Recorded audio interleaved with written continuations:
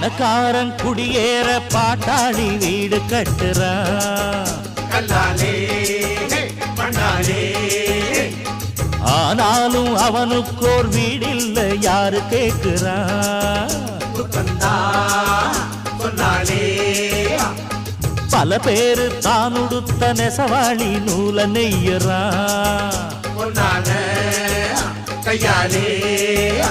அட ஆனாலும் அவன் உடுத்த வேட்டி இல்ல யாரு கேட்கிறான்